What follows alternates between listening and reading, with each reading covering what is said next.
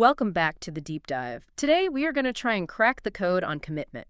We're drawing from some really incredible research from a world-leading habit expert. And we're aiming to go beyond, the motivational posters, the New Year's resolutions that last about a week, Right. and really decode the science of what makes a habit actually last. And this is something that's just so fundamentally human, isn't it? Yeah. We all have habits. We need them, good and bad, just to get through the day. Absolutely. But the core truth that really frames this whole discussion is that your life results, your fitness, your career, your relationships, they aren't immediate. They're lagging measures. They're a completely lagging measure of all the tiny daily habits that came before. That reframes everything. I mean, we spend so much energy worrying about the output, right? The number on the scale, the bank balance. But if those are just history, then our mission for you, the listener, is pretty clear. Stop obsessing over the results. Exactly. Focus only on fixing the inputs, the little things you do every single day, and the results, well, they just sort of take care of themselves over time.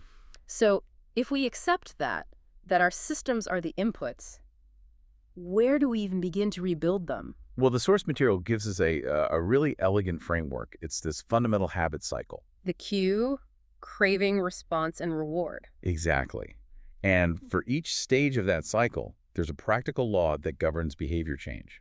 If you can hack the cycle, you can change the behavior. It's a playbook. It's a playbook. Right. And mastering these laws is, it's the difference between just wishing for something and actually making it permanent. Okay, so let's walk through them. Law number 1. The first law is tied to the cue, and it is make it obvious. Make it obvious. So this is all about environmental design. It is entirely about environmental design. You are literally making the action you want to take unavoidable. Yeah. Your brain just responds so strongly to visual cues. Okay, so give me an example. Let's say I want to start taking a supplement in the morning, like creatine. Perfect example. If you hide that creatine away in the back of a cabinet, it basically doesn't exist, right? Out of sight, out of mind. Completely. But if you place it right there on the kitchen counter next to the coffee maker, Now the environment is doing the work for me. The cue hits me right when I need it to. you've made the first action effortless.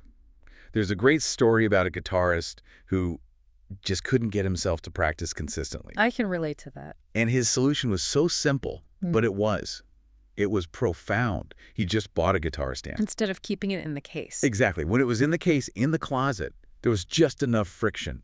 Opening the closet, getting the case, unpacking it. It's just enough of a barrier to stop you. It was enough. But when it was just sitting there, visible, on the stand, he'd walk past and just pick it up for 5 minutes. The likelihood skyrocketed. That environmental friction is everything. Okay, so that's law 1. What about law 2, tied to the... Law 2 is make it attractive. And this sounds so obvious, but we fail at it all the time. We try to force ourselves to do things that feel like a chore. Right. The real insight here is to ask yourself a simple question. What would this look like if it was fun? How do you make, say, packing a healthy lunch fun? That feels like a chore. Well, the source talks about someone who wanted to stop buying lunch every day. And you're right, packing a salad felt miserable. So what does she do? She started calling it a party in a bowl. A party in a bowl. Yeah, she reframed it. Yeah. And she made the process attractive by adding little immediate pleasures. A few pieces of dark chocolate, or even, and this is key, some crumbled chips on top. Wait, crumbling potato chips into a health salad, doesn't that kind of defeat the purpose? But that's the nuance, see? The initial goal isn't perfect health. It's just doing the thing. It's cementing the routine. The win is establishing the habit of bringing lunch from home. Once that's locked in, then you can start tweaking the ingredients. You have to hook the reward system first. That makes so much sense. And it sets up the third law perfectly, which is about the response. And that is, make it easy. Yes. Our brains are fundamentally wired for convenience. It's an energy conservation machine. It will always choose the path of least resistance. So we have to make the good habit the path of least resistance. Which is where you can use this incredible tool, habit stacking. I love this concept. You're layering a new habit on top of one that's already completely automatic. You're using an existing behavior as the trigger. It creates an immediate anchor for the new habit. We see this all the time with people who build successful morning routines. So the formula is basically, after I do my current habit, I will do my new habit. Simple as that. So after I make my morning cup of coffee, which I'm going to do no matter what, I will meditate for 60 seconds. Exactly. You don't need to find motivation to meditate. The motivation is just finishing your coffee making. Okay, so that brings us to the fourth law, the reward. Make it satisfying. This is the one that closes the loop. It's what increases the odds you'll repeat the behavior next time. Because if a behavior is immediately rewarded, we repeat it. If it's punished, We avoid it. And the problem is, so many good habits, exercising, saving money, their rewards are way off in the future. so we have to bridge that gap. We need an immediate reward. Which is why something like the paperclip strategy is so brilliant. It came from a stockbroker who needed to make 100 sales calls a day. So he had 2 jars on his desk. 2 jars. One started with 100 paperclips. And every single time he made a call, he just moved 1 paperclip over to the empty jar. The real reward was the commission check, which was months away. But the immediate reward was that tiny, satisfying visual evidence of progress. Moving that clip, he was gamifying the process, proving to himself he was winning the day. And of course, if you want to break a bad habit, you just do the opposite. You simply invert the 4 laws. Make it invisible, unattractive, difficult, and unsatisfying. Friction becomes your best friend. If you're doom scrolling on your phone every morning, make the phone invisible, make it difficult. Don't charge it by your bed. Charge it in another room, in a closet. That 30 seconds of friction it takes to go get it is often enough to break that mindless, impulsive loop. Or the example with diet. You want to drink less beer. Don't put it in the door of the fridge. Obvious and easy. Put it on the bottom shelf in the back corner. Right. When you have to bend down and move 4 other things just to get to it, you've introduced just enough friction to force a conscious choice, not an automatic reaction. A tiny increase in effort can create a massive change in behavior. So once we have that framework, we have to face the first big hurdle, which is just mastering the art of getting started. Right. We so often fail because we haven't created the conditions for success before we even begin the action. This reminds me of the story of the expert who couldn't stick to an exercise routine until he hired a personal trainer. Yes, the workout itself wasn't the problem. It was getting out the door. But by hiring a trainer, he created this external commitment. Someone was showing up at his house at 11 a.m., 4 days a week. The environment changed. He wasn't relying on fickle willpower anymore. He was relying on accountability to just make sure the workout happened. And we all face those little mental hurdles, don't we? Getting dressed, oh, it's raining, it's a bit cold. All those tiny points of friction, which is why the sources really emphasize one key strategy, the 2-minute rule. The genius of this is just its simplicity. You scale any new habit you want to build down to 2 minutes or less. Any habit. So your big, ambitious goal is read 30 books this year. Your 2-minute habit is read 1 page. Your goal is run a marathon. Your 2-minute habit is put on my running shoes. And this connects to that story of Mitch, right? The guy who started a gym habit, but for the first 6 weeks. He wasn't allowed to stay for more than 5 minutes. That sounds absurd. It does to an outsider. But he was mastering the single most important skill, Yeah. the art of showing up. This is where it all clicks. It's a shift from tactics to identity. A habit has to be established before it can be improved. He was becoming the type of person who goes to the gym 4 days a week. The intensity didn't matter yet. The identity did. And that mindset is so critical for the difficult days when life just gets in the way. On those days, the rule is reduce the scope, but stick to the schedule. So your plan was an hour at the gym, but you only have 15 minutes before a meeting. You don't just skip it. You absolutely do not skip it. You do 2 sets of squats, and you call it a win. You avoid throwing up a 0. You never throw up a 0.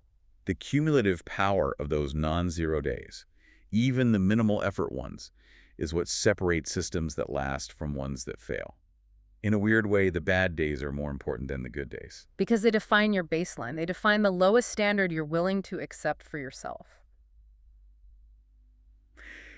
Okay, let's zoom out a bit to the higher level architecture of this. We have to talk about goals versus systems. A critical distinction. A goal is the outcome, right? Right. Climbing the mountain. A system is the process that gets you there. The map, the training, the ropes. And the source material has this incredibly powerful line.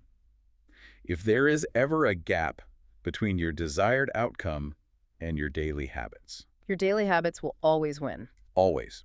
Every time. I mean, think about it. Winners and losers in any field, they often have the exact same goal. Every team in the league wants to win the championship. So the goal itself can't be what separates them. It's the system. It's building a reliable, repeatable process that makes winning just an inevitable lagging measure. Which brings us to the 1% rule, compounding. We hear this phrase all the time, but the visualization in the source material is so helpful. That chart shows that the growth is almost invisible at first. You feel like you're going nowhere. You're just grinding. And the biggest gains are all delayed. They show up like 80% of the way through the process. That's what they call the valley of disappointment. And that's where most people quit because we're impatient. We don't see the immediate results. But time only becomes your ally if your habits are good. If you're getting 1% better each day, that curve will eventually just take off. So we have to shift our focus. Stop looking at your position, your weight today, the amount in your savings account today. And focus entirely on trajectory. Yes. Is the arrow pointed slightly up and to the right today? Because if your daily habits ensure that, time is now guaranteed to be your greatest asset. But for a system to work, it needs an anchor. And the deepest anchor is identity. This might be the most important concept of all. Every single action you take is a vote for the type of person you want to become. That 5-minute run might not transform your body today. No, but it casts a vote that says, I am a runner. And the language is so important here. Think about the difference between someone saying, I'm trying not to smoke, Which implies a struggle against yourself. versus someone who says, I'm not a smoker. It's a statement of identity. It's a totally different frame. And it leverages this powerful psychological need we all have to avoid cognitive dissonance. If you believe you are not a smoker, then the act of smoking becomes inconsistent with who you are. It makes saying no almost effortless. And this ties directly to the idea that grit is fit. Meaning perseverance isn't some universal trait you either have or you don't. Not at all. You naturally show grit in areas where you are a good fit, where you're interested, you're well-suited, and you're actually having some fun. If the identity fits, the hard work just feels like practice. So moving from our internal systems, we have to acknowledge the external forces. Your environment is like a form of gravity. It is constantly pulling you towards certain behaviors. So a critical goal becomes, join groups where your desired behavior is the normal behavior. Exactly. We are social animals. Our habits are powerfully shaped by our peers. If your goal is to be sober, trying to do that while only hanging out with your friends at a bar is... You're setting yourself up to fail. You're fighting gravity every single second. And the answer isn't always to, cut off all your friends. It's about finding the right context. So if your current friends don't do yoga, you don't try to force them. You go find a yoga studio, a running club, a place where that behavior isn't just accepted, it's the social norm. You're incentivized to join in. And sometimes, if that group doesn't exist, you have to have the courage to create it yourself. This idea of alignment connects to a bigger picture too, sequencing your life choices. The sources bring up the 4 burners theory. Which is such an insightful model. It says your life has 4 main burners on a stove: work, family, friends, and health. And the theory is, you can't have all 4 on full blast at the same time. To be really successful, you have to turn 1 off. To be really successful, you have to turn off 2. It's not about failure. It's about intentional trade-offs. It's about recognizing that life often happens in these 10-year buckets, these seasons. So you might have a decade where the work and health burners are on high, which means the friends burner, maybe even the family burner, has to be turned down a bit. Acknowledging that helps you make those choices intentionally, instead of feeling guilty that you're failing at everything all at once. Okay, so if we get the sequencing and we have a few habits we want to build, how do we choose which one to start with? You look for the upstream habits. The keystone habits, the ones that pull other good behaviors along with them. The question you ask yourself is, when I have a really good day, what tends to be a part of it? For so many people, a morning workout is an upstream habit. Massively upstream. That one action doesn't just improve your physical health. It leads to better focus at work, a better mood. You sleep better that night. You even eat better because you don't want to undo the work you just put in. It has all these positive downstream consequences. And speaking of the system, we can't forget the meta habit. Reflection and review. You have to schedule time to look at your systems. Life changes. A system that worked for you 6 months ago might have expired. It might not be serving your current trajectory. And for making all these decisions about which systems to build, there's a great framework, the hats, haircuts, and tattoos model. It's a fantastic rule for assessing risk and commitment. If a decision is easily reversible, low cost, it's a hat. You can just take it off. So you should move fast experiment. If it's harder to reverse, but not permanent. A haircut, it'll grow back in a month or two. You can still move forward with confidence. But if the choice is irreversible, a tattoo, then you have to think very, very carefully. And you can apply that to habits. Trying a 60-second meditation is a tattoo. Signing a year-long, expensive gym contract is a haircut. A career change to support a new lifestyle. Yeah. That's a tattoo. It helps you calibrate how much thought to put in before you commit. So to kind of pull this all together, what we found is that lasting habits are not a finish line you cross. They're a system and a lifestyle you live. Right. And maybe the most counterintuitive secret to all of this isn't some grim, grinding toughness. It's adaptability. It's flexibility. It's learning how to bend with life's challenges without completely breaking your process. That idea of adaptability brings us to, I think, the most crucial final insight, how you handle failure. The sources shared this mind-blowing statistic about Roger Federer, arguably the greatest tennis player ever. I remember this. Over his entire career, he only won 53% of the total points he played. 53%. That means he was failing the immediate goal almost half the time. So his secret wasn't being perfect. It was learning how to lose 1 point and then developing what the sources call a next play mentality. You're going to miss a day. The chain is going to break. It's inevitable. The mistake itself in the long run is almost always irrelevant. What matters is how quickly you get back on track. The speed of the recovery. If you recover fast, the break has no negative momentum. It doesn't compound. So if the greatest athlete of all time is constantly taking losses at the micro level, our question for you is this. What is your plan for recovering quickly the next time you miss a habit? How will you make sure that one missed step, that 1 0 day, doesn't become a downward spiral that wrecks the entire system you've worked so hard to build? Something to think about. Think about that, and we'll see you next time on The Deep Dive.